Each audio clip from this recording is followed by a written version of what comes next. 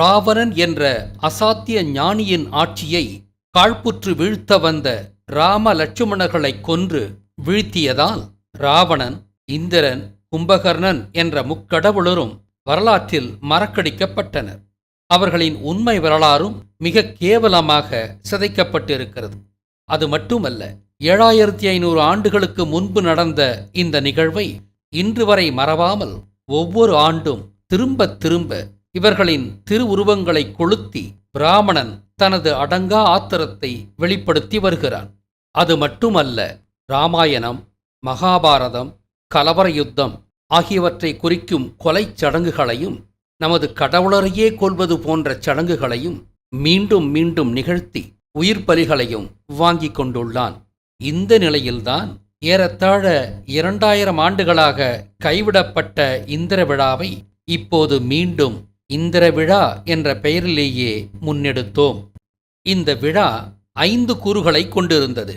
முதலாவதாக இந்திரனுக்கு சிலை வடிப்பது, இரண்டாவதாக வாரணன் மேவ நெடுமணல் உலகம் என்ற தொல்காப்பிய நூற்பாவின்படி யானையின் மீது வீற்றிருக்கும் இந்திரனுக்கு கடற்கரையில், குறிப்பாக மல்லரான இந்திரனுக்கு மாமல்லபுர கடற்கரையில் விழா எடுப்பது, மூன்றாவதாக புதிதாக உருவெடுத்துள்ள இந்திரனுக்கு உயிர் ஊட்டும் சடங்கு, நான்காவதாக இந்திர வழிபாடு, ஐந்தாவதாக லெகிமம் சக்தியால் வானேகிய இந்திரனை நினைவுகூரும் விதமாக இந்திரன் உருவம் பொதித்த ஹைட்ரஜன் பலூன்களை வானத்தில் மேலெழ விடுவது.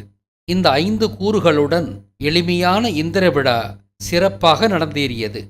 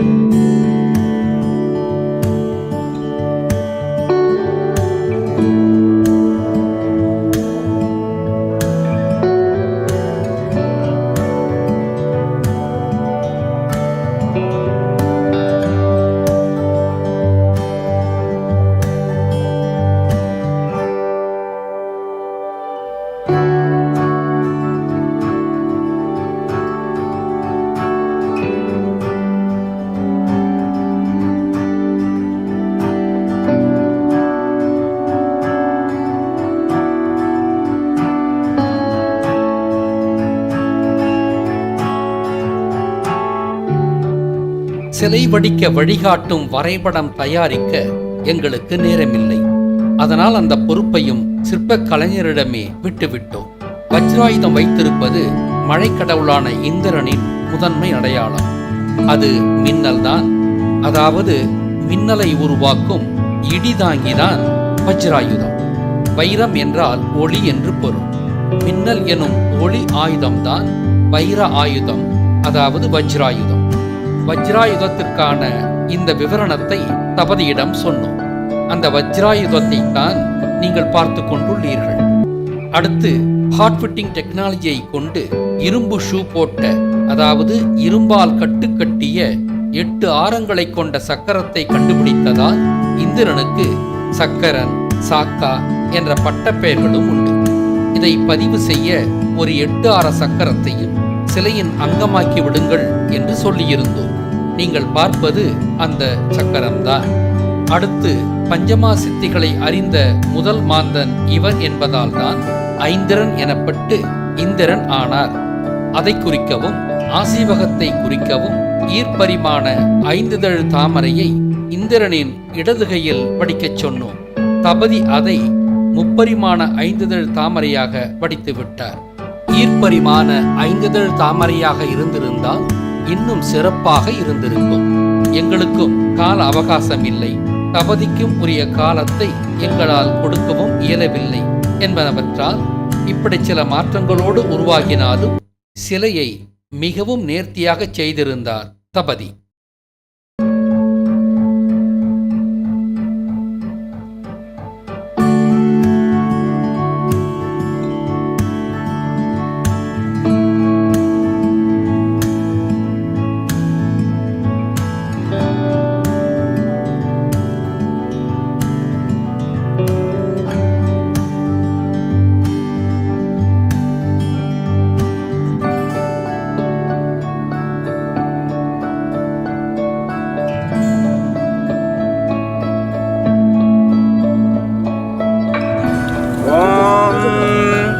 விளக்கினை ஏற்றி வெளியை அறிமின் விளக்கின் முன்னே வேதனை மாறும் விளக்கை ஏற்றும் விளக்குடையார்கள் விளக்கில் விளங்கும் விளக்கவர் தாமே.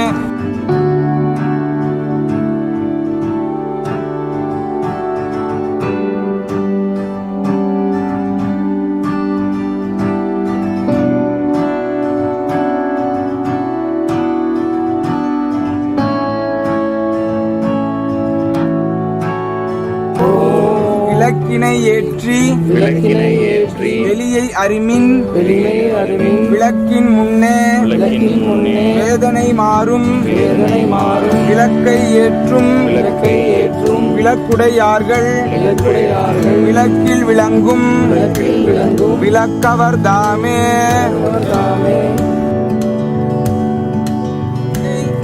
ஏடங்கை நங்கை இறையங்கள் முக்கணி வேடம்படிகம் சூடும் வெண்தாமரை சூடும் திருமுறை பார்வதி பாதங்கள் பாடினால் சென்னிவாய் தோத்திரம் சொல்லுமே சென்னிவாய் தோத்திரம் சொல்லுமே. ஓம் தோளும் துயிலும் சுருள் தோடும் பால் வெள்ளை நீரும் பசும் ஜாந்தும் பைங்கிலியும் சூளமும் தொக்கவளையும் உடைத்தமை கோலமே நீக்கி குளிர்ந்ததாய் கோத்தும்பி ஆர்த்த பிறவி துயர்க்கட நாம் ஆர்த்தாடும் தீர்த்தன் போற்றி.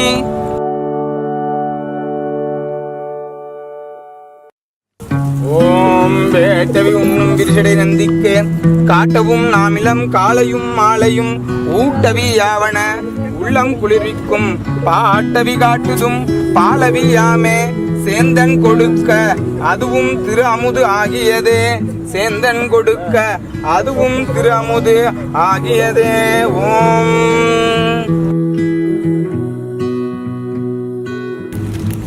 அண்ணாமலையாருக்கு அண்ணாமலையாருக்கு அண்ணாமலையாருக்கு.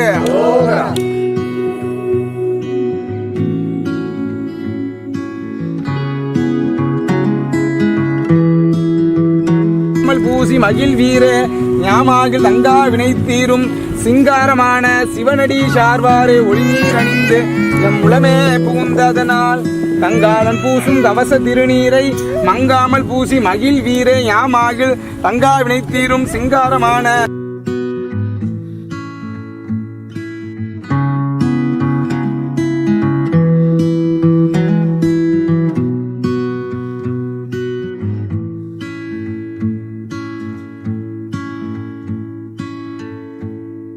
செய்தனன் நெஞ்சமே இருங்கடல் வையத்து முன்னை நீ புரி நல்வினை பயனிடை முழுமணி தரளங்கள் மண்ணு காவிரி வழிபடும் வலஞ்சுழி வாணனை பாடியும் வழிபடும் அதனாலே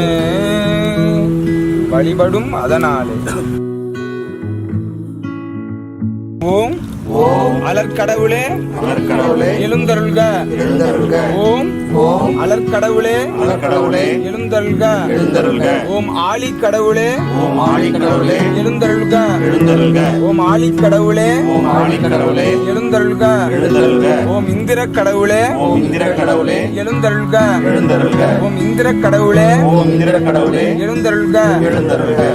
அறிவோம் சிவசிவ அருணா போற்றி திரிகுண புவிவரும் தேகா போற்றி சராசரங்களின் தலைவா போற்றி நவக்கோள் நாயகா நடுவே போற்றி திசை புந்தி மந்த கரணங்கள் போற்றி பராபர ஒளியே பானுவே போற்றி இச்சை சித்தியும் இருநிலை வாழ்வும் செல்வமும் கீர்த்தியும் தயபரா தருக நல்லவன் என்று நாளும் அருள்க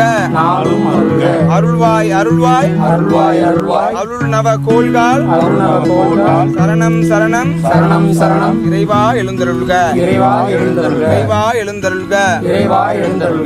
அமுது பலி ஏற்க அமுது பலி ஏற்க மும்மலங்கள் அறுக்க மும்மாலங்கள் அறுக்க அமுது பலி ஏற்க அமுது பலி ஏற்க எம்முடைய எங்களுடைய மும்மலங்கள் அறுக்க மும்மாலங்கள் அறுக்க தென்னாடுடைய சிவனே போற்றி தென்னாட்டவர்க்கும் இறைவா போற்றி அண்ணாமலையாருக்கு அண்ணாமலையாருக்கு அண்ணாமலையாருக்கு அரோகரா.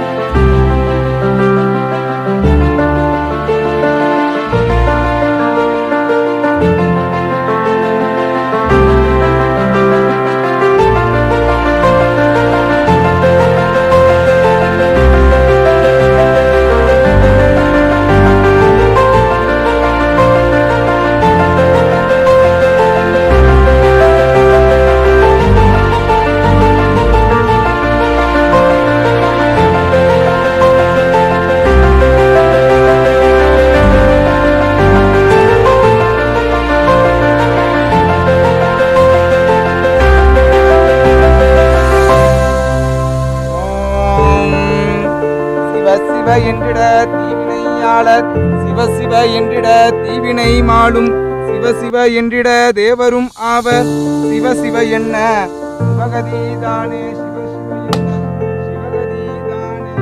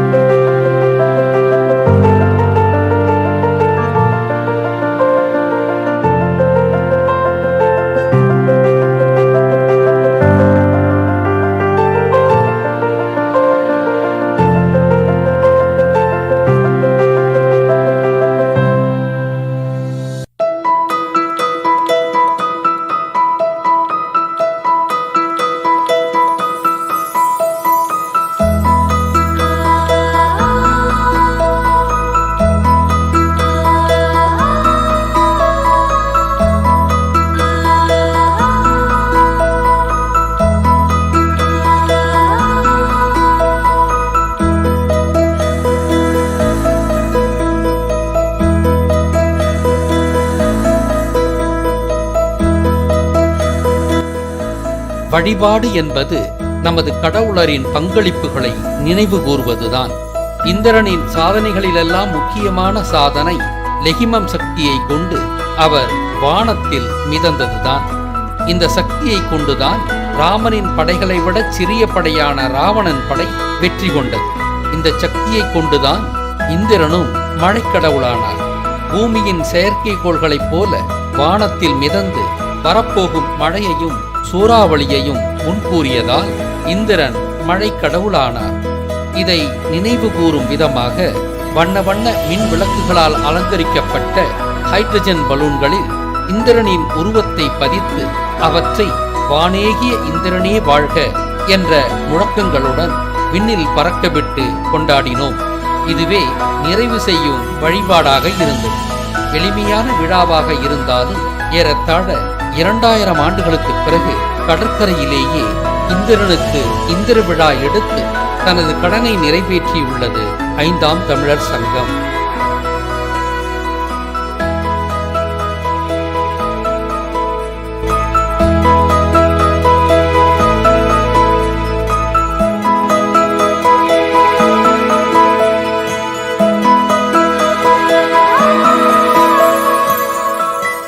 இந்த வழிபாட்டை இந்திரன் ஏற்றுக்கொண்டார் என்பதன் வெளிப்பாடுதான் இந்த விழா நடந்த அந்த நன்னாளிலேயே முருகன் காங்கேய பலூனில் பறந்தார் என்பதற்கான ஆதாரமும், முருகனின் இந்த கண்டுபிடிப்பை அடுத்த கட்டத்திற்கு வளர்த்தெடுத்து ராவண இந்திர இரட்டர்கள் விமானத்தை கண்டுபிடித்தனர்.